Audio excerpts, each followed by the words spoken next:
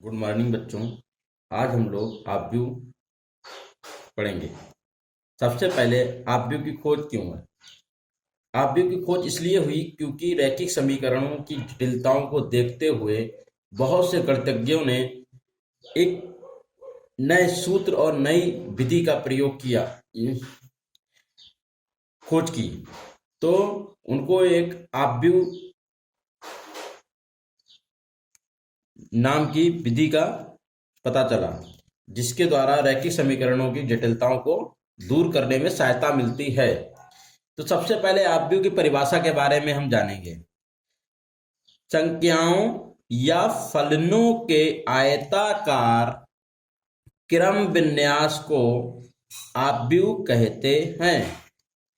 संख्याओं या फलनों के आयताकार क्रम विन्यास को आव्यूह कहते हैं। आव्यूह की कोटि, order of a matrix, m पंक्तियों तथा n स्तंभों वाले किसी आव्यूह को m/n कोटि का आव्यूह कहते हैं। m/n कोटि क्या होती है? इसमें m जो होता है वो पंक्ति होती है और n वो स्तंभ। तो कितने कोटि की है ये निकालने के लिए हम ये एक आव्यूह बनाते हैं। a11, a21, a31 am1, a11, a12, a13 a1n। तो ये लास्ट में जाके amn बन गया। तो ये इस प्रकार ये इसमें m स्तंभ हैं और m पंक्तियां हैं, तो ये m/n की मैट्रिक्स हो गई। अब हम लोग आव्यूह के प्रकार की बात करेंगे। आव्यूह कितने प्रकार का होता है? आव्यूह 7 प्रकार के होते हैं। नंबर 1, स्तंभ आव्यूह। स्तंभ आव्यूह में हम बात करेंगे जिस आव्यूह में केवल एक स्तंभ होता है। जिस आव्यूह में केवल एक स्तंभ होता है, स्तंभ आव्यूह कहलाता है। उदाहरण a बराबर 1, 2, 5, 7। इसमें देखिए केवल एक स्तंभ है। पंक्तियां कितनी हैं? 1, 2, 3, 4, 4 पंक्तियां हैं। तो ये कोटि 4/1 कोटि का स्तंभ आव्यूह हो गया। इसी प्रकार पंक्ति आव्यूह किसे कहेंगे? स्तंभ आव्यूह में एक स्तंभ था, उसी प्रकार जिस आव्यूह में केवल एक पंक्ति होती है, पंक्ति आव्यूह कहलाता है। उदाहरण a बराबर 4, 5, 6। कितने हो गए? एक पंक्ति है, स्तंभ कितने हैं? 1, 2, 3। तो a 1/3 कोटि का पंक्ति आव्यूह। तीसरे प्रकार का है वर्ग आव्यूह। वर्ग आव्यूह किसे कहते हैं? एक ऐसा आव्यूह जिसमें स्तंभों व पंक्तियों की संख्या एक समान हो, वर्ग आव्यूह कहलाता है। जिस आव्यूह में स्तंभ और पंक्तियों की संख्या एक समान होती है, वर्ग आव्यूह कहलाता है। जैसे m/m = n। अगर m = n होगा तो वो वर्ग आव्यूह कहलाएगा। देखिए इसमें स्तंभ कितने हैं? 1, 2, 3 और पंक्तियां कितनी है? 1, 2, 3। तो ये 3/3 की स्क्वायर मैट्रिक्स मतलब वर्ग आव्यूह है। ठीक है। अब वर्ग आव्यूह की बात कर रहे हैं तो इसी श्रेणी में आ जाइए विकर्ण आव्यूह। विकर्ण आव्यूह की हम बात करते हैं। ये भी एक प्रकार का वर्ग आव्यूह होता है।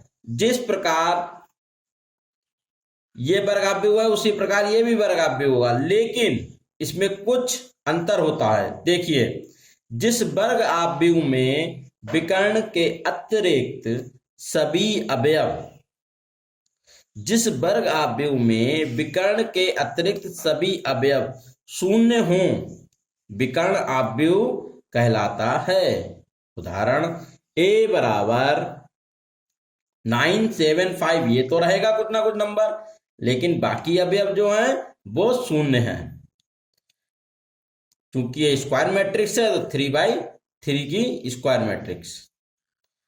नंबर 5 अदिश आव्यूह, ये भी इसी की तरह है, स्क्वायर मैट्रिक्स है मतलब वर्गाव्यूह है, लेकिन इसमें क्या अंतर है देखते हैं।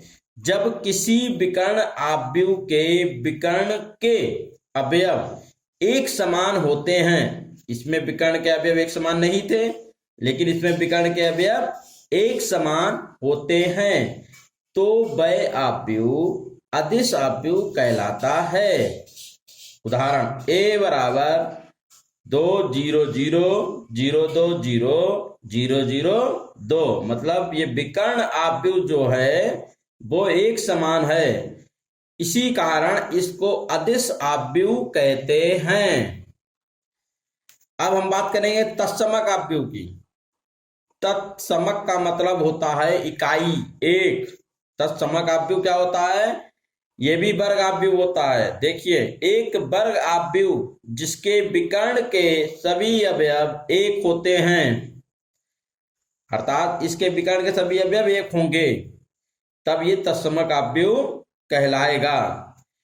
अन्य सभी अवयव शून्य होते हैं, तत्समक आव्यूह कहलाते हैं। देखिए उदाहरण a बराबर 1 0 0 0 1 0 0 0 1, इसको हल करेंगे तो हमको 1 प्राप्त होगा। तत्समक को इकाई अथवा यूनिट कहते हैं। इसको इकाई अथवा यूनिट भी कहते हैं। इकाई का मतलब एक होता है, यूनिट का मतलब एक होता है, तत्समक का मतलब एक होता है। ठीक है, अब हम लोग बात करेंगे शून्य आव्यूह की। जिस आव्यूह के सभी अवयव शून्य होते हैं, जिस आव्यूह के सभी अवयव शून्य होते हैं, शून्य आव्यूह कहलाता है। देखिए, अभी तक हम लोग स्क्वायर मैट्रिक्स ले रहे थे, लेकिन इसमें ऐसा नहीं, जरूरी नहीं है कि शून्य अवयव में स्क्वायर मैट्रिक्स होनी ही चाहिए। इसको रिक्त आव्यूह भी कहते हैं। रिक्त मतलब जिसका कोई मान ही ना हो, जो बिल्कुल खाली हो, रिक्त हो। उदाहरण a बराबर 0 0 0 0 0 0, ये सभी जीरो हैं।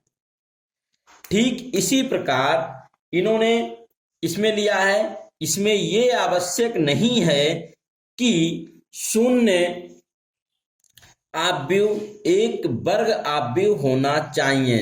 मतलब शून्य आव्यूह में ये जरूरी नहीं है कि ये वर्ग आव्यूह ही हो।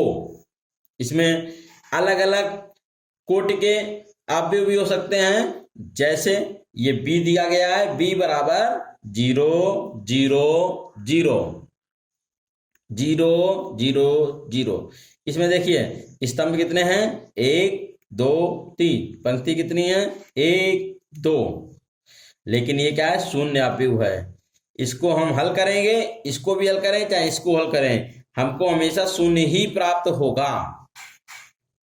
लेकिन ये एक वर्ग आव्यूह नहीं है, ये वर्ग आव्यूह है। ये मैट्रिक्स आपकी 3/3 की है, ये मैट्रिक्स आपकी 2/3 की है। B is not equal to वर्ग आव्यूह। तो आज बच्चों हम लोग केवल वर्ग आव्यूह के परिभाषा, आव्यूह की परिभाषा एवं आव्यूह के प्रकार की हमने बात की है। आव्यूह कितने प्रकार के होते हैं? आव्यूह 7 प्रकार के होते हैं। ठीक है, तो इनका अध्ययन करेंगे, आगे की बात हम लोग कल करेंगे। ठीक है, नमस्कार।